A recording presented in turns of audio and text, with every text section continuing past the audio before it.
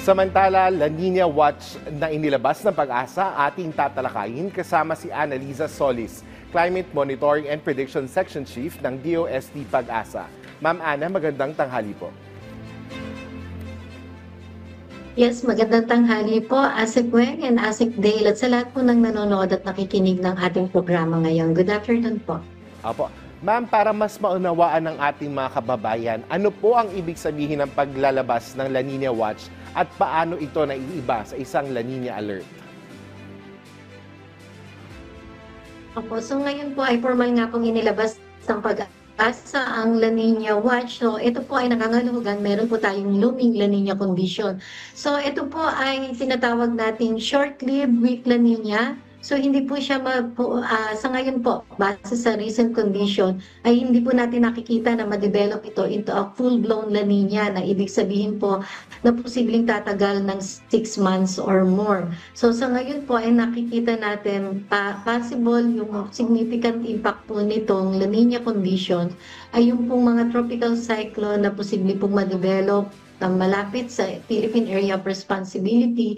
And usually po, ang probability po ng mga tsansa ng mataas na ulan kaysa karaniwan ay posible po, lalong-lalo na po doon sa mga areas na highly vulnerable sa mga floods and landslides, lalong-lalo na po dito sa eastern section ng ating bansa pagdating ng amihan season. Ma'am, batay sa inyong datos, gaano po kataas yung posibilidad na magkakaroon ulit ng La Nina o magkakaroon ng La Nina ngayong taon? So ngayon sa nakikita po natin datos, base po sa ating recent condition and monitoring is around 53 to 58%. So more than half ng pong tinatawag nating climatological probability. Kasi usually po, Asik Weng, ang mga probability po lang o tsansa ng pagkakaroon ng La Nina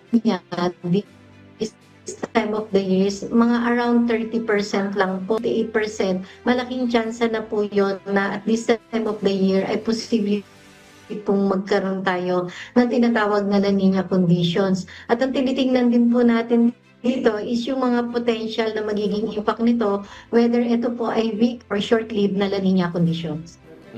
Ma'am, siguro ipaliwanag lang po natin, ano po ba yung pagkakaiba ng inaasahang ulan at bagyo ngayong La Nina kumpara sa karaniwang panahon ng tag-ulan?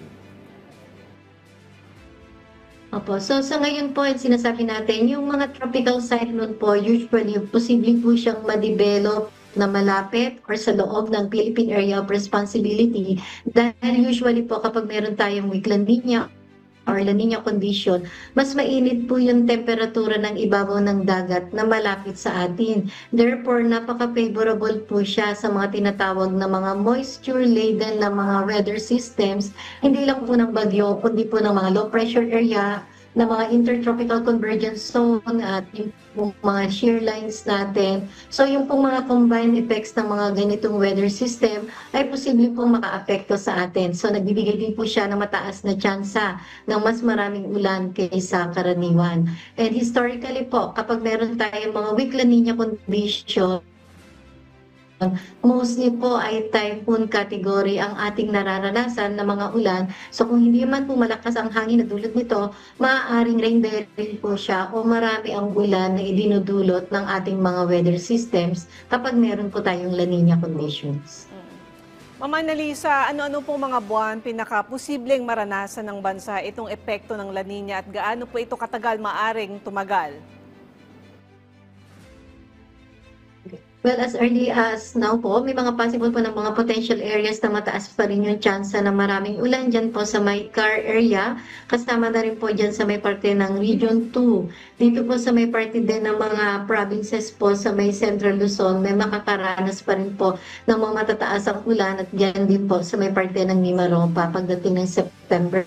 Pagdating naman po ng October, November, December, anytime between October to December, dito naman po nakikita natin mataas din po yung chance na maraming ulan dyan po sa Metro Manila, sa may Calabarzon, sa Mimaropa, sa may Bicol area, sa may Visayas area, so mostly po yung Eastern Visayas area and as well as Central Visayas.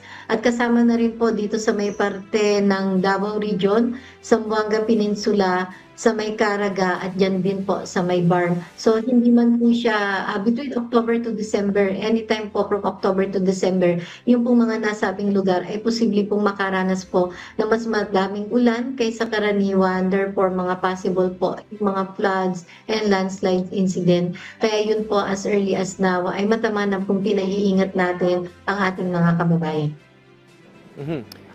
Ma'am, ano ang inyong rekomendasyon sa mga LGU at komunidad para makapaghanda laban sa posibleng epekto ng La Nina?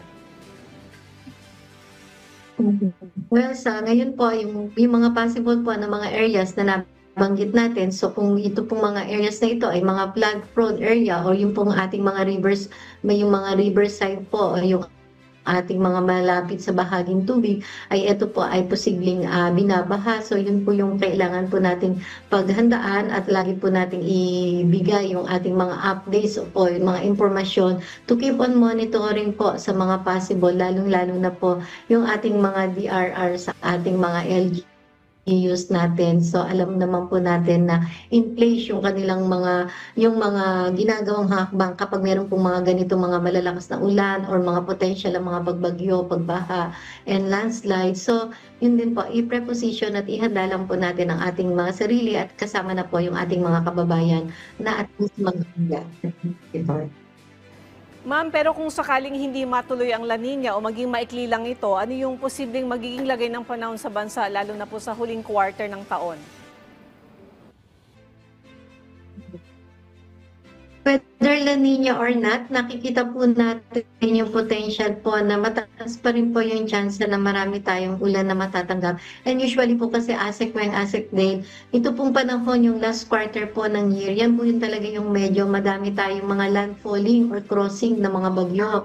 And historically po ay mostly ay severe tropical storm at typhoon category po yung ating nararanasan ng mga lakas ng mga bagyo.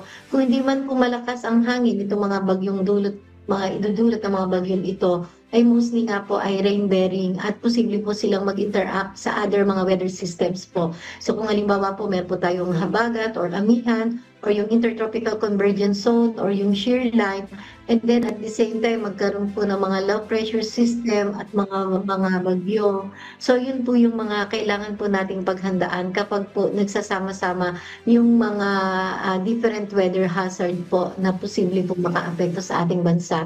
So yun po yung posibleng mag-contribute. So kagaya po sa Mindanao, hindi man siya palagi pong binabagyo, pero sila po ay prone sa intertropical convergence zone, shear line, habagat and yung amihan natin. So yun po yung dapat nating paghandaan ng mga kababayan na. Ma'am, siguro po mensahe o paalala niyo na lang po sa ating mga kababayan.